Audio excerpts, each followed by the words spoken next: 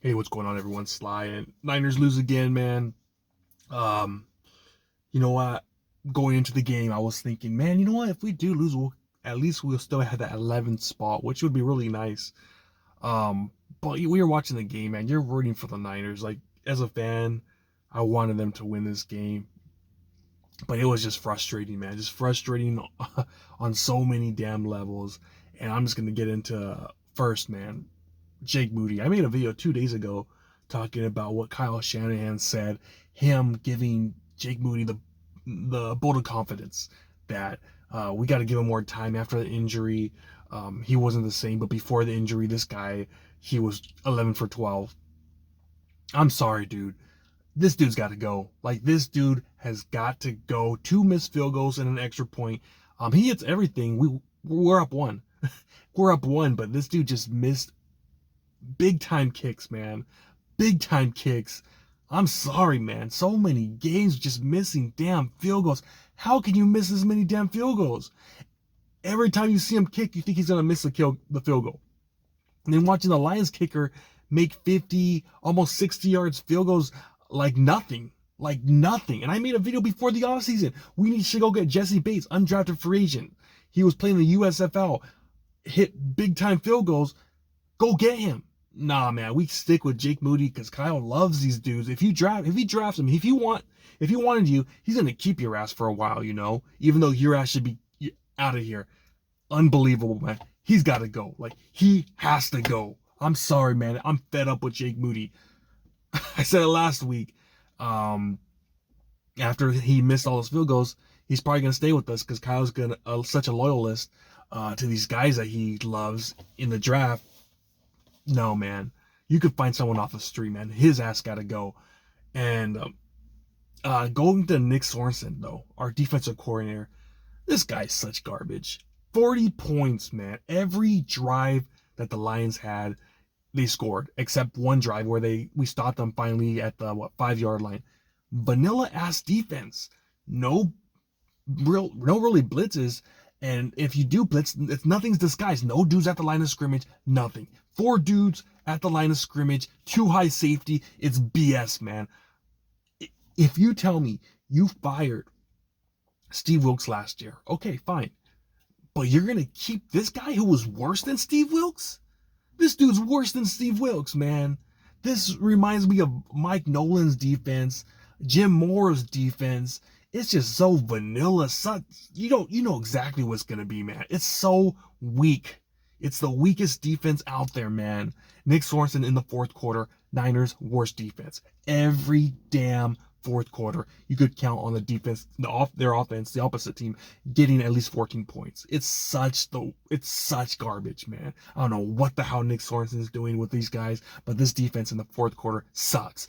Dead last, man. His ass gotta go. His ass gotta go. If you're gonna tell me you're gonna raise ticket prices, which they are, and you're gonna keep this defensive coordinator and say, "Oh well, we fired our special teams coordinator," I don't give a shit, man. That's a joke right there. You freaking fire this dude because he's so weak, man.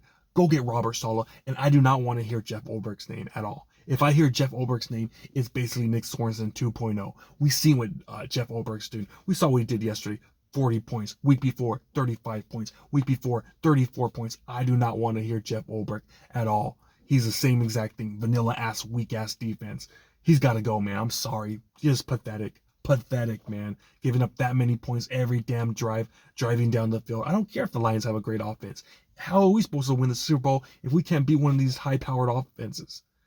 That's just pathetic. That was worse than the NFC Championship games defense of Steve Wilkes. This was pathetic. So, man, I don't know why I'm heated, but because it's a meaningless game. But you just look at individuals and stuff. Brock Purdy, man, the first half he was on his way, man. He was on his way to getting paid big time money, big time money, and now you don't know what the hell. He's hurt, dude. We don't know what happened. Like, he's hurt. He couldn't throw the damn ball. So it's gonna be crazy to see what happened with Brock Purdy, man. Those two interceptions, dude, that cost him millions of dollars too. I like Brock Purdy. I think he's a solid ass quarterback, but there's no way in how you're gonna be paying him $60 million. And I'm still with him, man. We need a franchise quarterback. But what happened him throwing those 2 interceptions, and then after that, what happened with him getting hurt? Which other team is gonna? He might be I don't know what's gonna happen, but he might be rehabbing the whole damn off season. We have no idea what happened with him, but he couldn't throw the damn ball. He said, "No, I can't do it." And then Josh Dobbs goes down and drives down the field. So, I mean, you feel bad for Purdy, but at the same time, bro, can't be throwing those interceptions. It was such a great game too. I think he had the most yards he's ever thrown for, over like 380, something like crazy like that, something stupid like that. We had over 450 yards of offense. Offense was not the problem. It was just we couldn't kick the damn field goals, and our defense sucked. But yeah, you can't be having those turnovers, you know. And hopefully he gets better in the offseason. But man, yeah, he's lost millions of dollars, man. He's lost millions and millions and millions of dollars.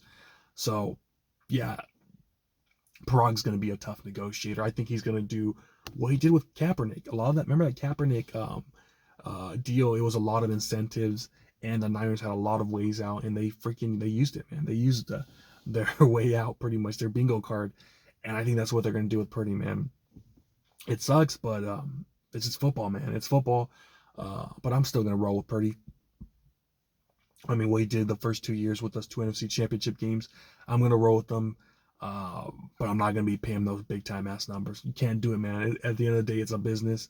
And I mean, the numbers aren't there this year like last year.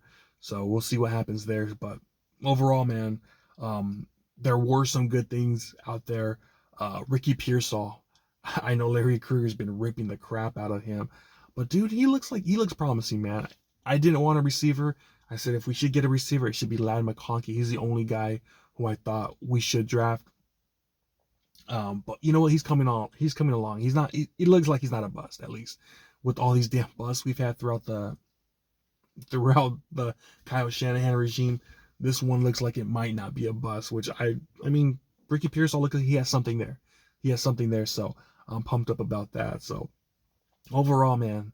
Overall, though, yeah, we got to get some defensive players. Defensive line, we were just getting torched. Just absolutely getting torched by the Lions. They were just rushing all over us. It was worse than the NFC Championship game. Gibbs did whatever the hell he wanted to do. It was nasty, man. It was nasty out there. So we need to get some help for Nick Bosa. Nick Bosa, great game, but he's the only one on the defensive line, the only one doing anything. All this talk, some people saying we need to trade Nick Bosa. We would have given up 60. We would have given, if Nick Bosa wasn't there, it would have been a 60 burger, 50 burger at least. But it was nasty, man. Absolutely nasty. We need help on the defensive line. I know a lot of people say get rid of Hargrave. Shit, man. At least Hargrave did get pressure. I know he wasn't the greatest against the run, but at least he put pressure on that damn quarterback. No one else is getting pressure, man. No one's getting pressure. So we'll see what happens, man. I'm so glad we got the 11th pick. I'm still looking at Calvin Banks. I think he might be the best pick for us, offensive tackle. Josh Simmons from Ohio State, and Will Campbell. So I think hopefully that 11th spot, we could get one of those offensive tackles.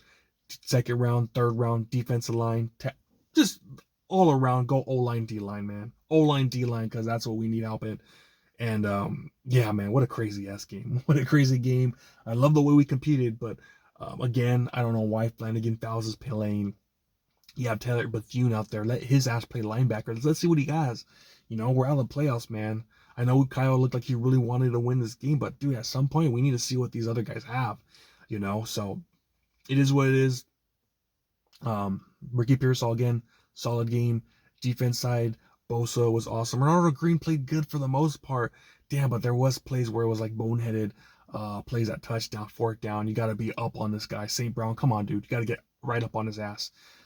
So, yeah, hopefully Kyle opens his eyes and says, bro, Jake Moody's got to go. Hopefully that's the end of this third round experiment. No more drafting special teams guys in the draft. No more drafting these specialists. Get out of here with that. All right, guys, I'm out. Let me know what you guys think. Sorry for getting crazy at the beginning. I'm calm now. But yeah, still got that 11 pick, so that's a good thing. All right, guys. Peace.